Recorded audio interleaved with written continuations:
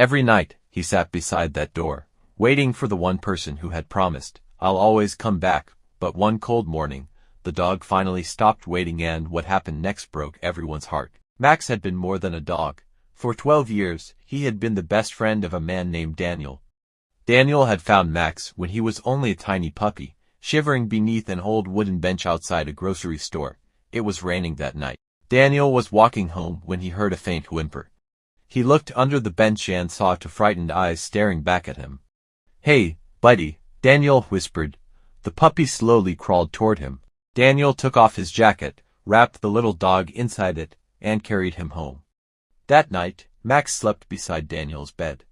And from that day on, they were inseparable. Every morning, Max followed Daniel to the kitchen. Every afternoon, he waited by the window for Daniel to come home.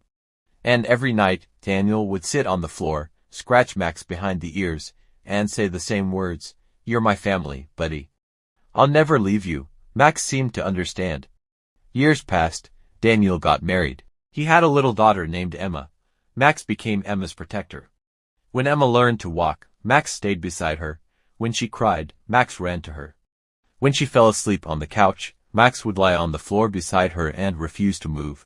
One evening, Emma asked her father, "Dad, does Max know that we love him?" Daniel smiled. "I think he knows better than anyone." But then, one winter morning, everything changed. Daniel collapsed at work. An ambulance rushed him to the hospital. The doctors tried everything they could, but Daniel never came home. He was gone, forever. That evening, Daniel's wife opened the front door. Max ran toward it, expecting to see his best friend. But there was no Daniel. Max looked outside. Then he looked at her. Then he walked slowly back to the living room. For the first time in 12 years, Max didn't touch his food. He didn't play. He didn't bark. He simply walked to the front door and lay down. And he waited. The next morning, he was still there. The next night, he was still there. Day after day, Max returned to that same spot. Sometimes Emma would sit beside him. "Daddy is coming back, Max," she whispered through her tears. But she knew he wasn't. Weeks passed. Max became weaker. The family tried to make him comfortable, but nothing seemed to make him happy. Then, one snowy evening, Emma found an old box in her father's closet. Inside were photographs. She pulled one out. It showed Daniel holding Max as a puppy. On the back, Daniel had written, "The day I found my best friend." Emma started crying. She carried the photograph to Max. "Look, Max, Dad loved you so much." Max slowly lifted his head. He stared at the photograph. Then something unexpected happened.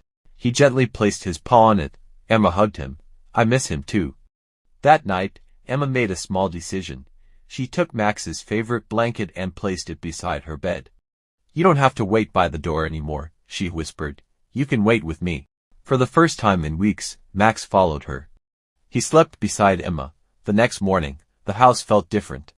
Max walked into the kitchen. He ate a little food. Then he walked over to Emma and placed his head on her lap. It wasn't the same as before. But somehow, Max had realized something. Daniel wasn't coming back. But Daniel had left him a family to protect. Years passed. Emma grew older, and Max grew slower. But he never stopped following Emma. When she went to school, he waited by the window. When she came home, his tail still wagged. And every birthday, Emma would put a small candle beside Max's bowl and say, "Dad would be so proud of us." Then one morning, many years later, Emma woke up and noticed something was wrong. Max wasn't beside her bed. She ran downstairs. He was lying peacefully beside the old front door. The same door where he had waited for Daniel all those years ago. Emma fell to her knees. "Max." His eyes slowly opened. He looked at her. His tail moved just once. Emma hugged him tightly. "I love you, buddy." Max rested his head against her chest. And then, he was gone. Emma cried harder than she had ever cried before. But beside Max's paw was something she hadn't noticed. An old photograph. The same photograph of Daniel holding Max as a puppy. On the back, there was one sentence. "Take care of my family, buddy." Emma held the photograph against her heart. And suddenly, she understood. Max hadn't been waiting for Daniel all those years. He had been keeping Daniel's promise. He had stayed. He had protected the family. And he had loved them until his very last breath. Maybe that's what makes dogs so special. They don't care how much money you have. They don't care what your house looks like. They don't care if you're having the worst day of your life. They simply stay. They love you. And sometimes, they love us far more faithfully than we deserve. So if you have a dog who waits for you at the door every day, go hug them today. Because one day, you may wish you had one more day with them. And before you leave, tell me in the comments, if you could give your dog one last message, what would you say? And if this story touched your heart, subscribe to Golden Stories for more emotional stories that remind us how precious love really is. Because sometimes, the purest love in our lives has 4 paws.